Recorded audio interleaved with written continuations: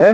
Religious based politics करके खेलना ये सबसे गंदा पॉलिटिक्स है। और अरुणाचल प्रदेश में this will be an history. तो कांग्रेस को तो अरुणाचल के जनता लोग ने पूरा जेल से ही निकाल के फेंक दिया है। मेरा ये सवाल रहेगा कांग्रेस से कि 60 असेंबली कॉन्स्टिट्यूंसी है और उन लोगों का शायद मे बी 30 में भी शायद नॉमिनेशन फाइल अप नहीं हुआ है। कैंडिडेट्स थे कांग्रेस के, काफी ज्यादा कैंडिडेट को परचेज कर लिया गया और जितने भी कैंडिडेट जो विड्रॉ किए इन्होंने कांग्रेस, ये आरोप लगाया है। ये मैं नहीं मानता हूँ, क्योंकि हमारा बीजेपी में तो जैसे मैं कहा कि हम लोग मनी पॉलिटिक्स में हम लोग बिलीव नहीं करते हैं। और अभी आप देखा जाए तो मेरा ये सवाल रहेगा कांग्रेस से कि 60 असेंबली कॉन्स्टिट्यूंसी है और उन लोगों का शायद मे बी 30 में भी शायद नॉमिनेशन फाइल अप नहीं हुआ है। तो उनका परफॉर्मेंस ही देखिए कि कितना घटिया रहा है कांग्रेस का टाइम में।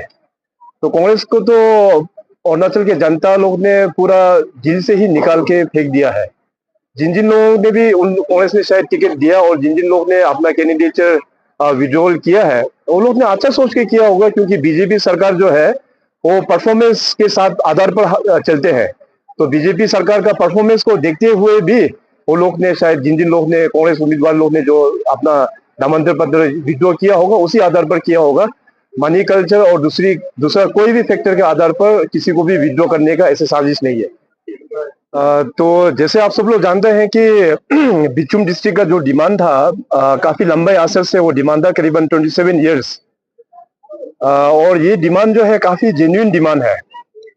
तो मैं इस राज्य का मुख्यमंत्री बनने के बाद 2016 में तो मैंने ट्राई किया कि बिचुम डिस्ट्रिक्ट का जो इतने सालों का जो डिमांड को हमको किस प्रकार से आगे लेके जाना है।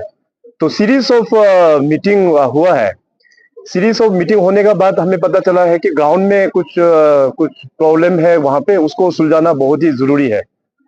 तो उसको देखते हुए ग्राउंड में बहुत सारा कम्युनिटीज का साथ में हमारा मीटिंग हुआ, यहाँ के विधायक के साथ में भी कई सारा मीटिंग हुआ और एपेक्स बॉडीज का साथ में भी हमारा मीटिंग हुआ। तो जो जेन्युइनिटी को देखते हुए और यहाँ के जो पब्लिक का जो सेंटिमेंट है, उन लोग ने हमें एक्सप्रेस किया कि बिचुम डिस्ट्रिक्ट होने से आप लोगों को पार्टी जो भी बोलेगा हम लोग एकदम एकजुट होके पार्टी का साथ देंगे। तो इसलिए अभी डिस्ट्रिक्ट तो हम लोग ने बना दिया। तो आज खास करके मैं यहाँ पे आया हूँ कि जिस पार्टी ने डिस्ट्रिक्ट बना के दिया है उस पार्टी को आप लोग सहयोग करने के लिए यहाँ पे बेसिकली मैं इस डिस्ट्रिक्ट को क्रिएशन होने के बाद यहाँ के लोगों को मैं वोट मांगने के लिए आया हूँ। बड़ा आप लोग मीडिया हाउस वालों से भी मेरा ये अपील रहेगा कि आप लोग एक रिसर्च मारिए। इस बार का 2024 का जो इलेक्शन चल रहा है उसमें आप लोग एक रिसर्च आप लोग मारिए, कौन सा पॉलिटिकल पार्टी ने 60 असेंबली कॉन्स्टिट्यूंसीज में उम्मीदवार डाला हुआ है। बीजेपी के अलावा किसी भी पॉलिटिकल पार्टीज में 60 का 60 उम्मीदवार बिल्कुल नहीं है। किसी भी पॉलिटिकल पार्टीज का 30 नंबर्स भी नहीं पहुंचा है। तो प्रैक्टिकल सा बात है कि सरकार बनाना है तो आपको उम्मीदवार तो कम से कम फिलअप तो होना चाहिए 60 का 60। कोई किसी भी पॉलिटिकल पार्टीज का उम्मीदवार नहीं है, 30 भी क्रॉस नहीं हुआ है। तो सरकार वो लोग कैसे बनाएंगे? सरकार बनाएंगे तो बीजेपी ही बनाएंगे। तो मैं लोगों को गाइड कर रहा हूं कि एक पॉलिटिकल माहौल अच्छा होने के लिए पार्टी का साथ देने से डेवलपमेंट और भी दुगना डेवलपमेंट हम लोग कर पाएंगे। सर, आपने अपने स्पीच में कहा कि सर हर एक पोलिंग बूथ का, जैसे भावना सिंह सर कहा कि हर एक पोलिंग बूथ का आपने डाटा निकालेंगे कहाँ से कितना है। तो सर पब्लिक को ऐसे भी लग सकता है ना कि आप वो डाटा के हिसाब से वो काम देंगे, कहीं अगर कहीं नहीं अगर... हाँ नहीं आपका प्रश्न सही है। नहीं ये तो एक पॉलिटिकल एक एनालिसिस करना पड़ता है कि हमारा पार्टी का कौन सा बूथ में कमजोर है, कौन सा वोट में हमारा स्ट्रेंथ है, ताकि आने वाला दिनों में अपना सभी पॉलिटिकल पार्टीज का ये तो एक अपना होता ही है कि पार्टी को स्ट्रेंथनिंग करने के लिए अगर जहां जहां हमारा किसी भी बूथ में अगर हमारा पार्टी का परफॉर्मेंस कम होता है तो उस बूथ में हमको स्ट्रेटेजी बनाना होगा कि आने वाला दिनों में उसको किस प्रकार से इम्प्रूवमेंट करना होगा।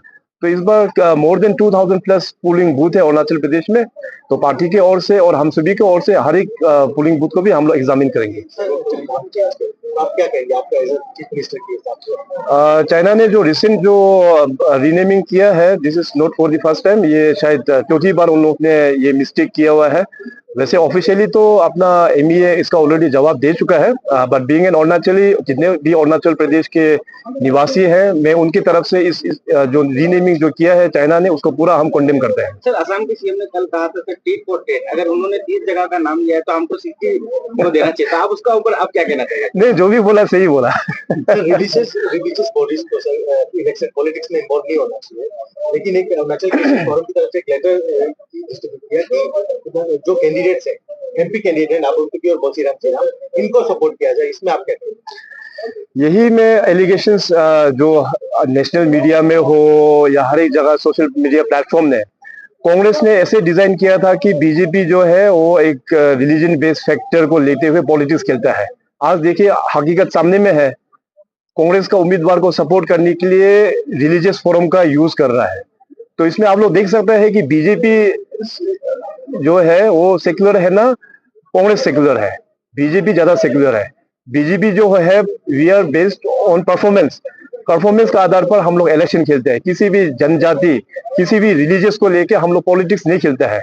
ठीक है, सरकार में आने के बाद सहयोग हम लोग करते हैं, जनजाति लोगों को सहयोग करते हैं, अलग अलग ऑर्गेनाइजेशन अलग अलग उसको सहयोग, लेकिन अपना जो मैनिफेस्टो और एजेंडा जो होता है रिलीजियस बेस्ड पॉलिटिक्स करके खेलना, ये सबसे गंदा पॉलिटिक्स है। और अरुणाचल प्रदेश में this will be an history created by the Congress. उन लोग ने, कांग्रेस ने क्रिश्चियन समुदाय लोगों को यूज करने का पूरा कोशिश किया, मगर मेरा पूरा फेथ है जितने भी अरुणाचल प्रदेश में जो अपना क्रिश्चियन जो भाई बहन है, माता पिता है, वो लोग पूरा पॉलिटिक्स को रिलीजन से पूरा सेग्रीगेट करेंगे, ये हमें पूरा विश्वास है। पॉलिटिक्स को रिलीजन में मिक्स नहीं करेंगे, ये पूरे हमें विश्वास है। मगर जो गलती कांग्रेस ने जो किया है, आने वाला दिनों में भी अरुणाचल प्रदेश की जनता और अरुणाचल प्रदेश का युवा लोग कभी इसको माफ नहीं करेंगे।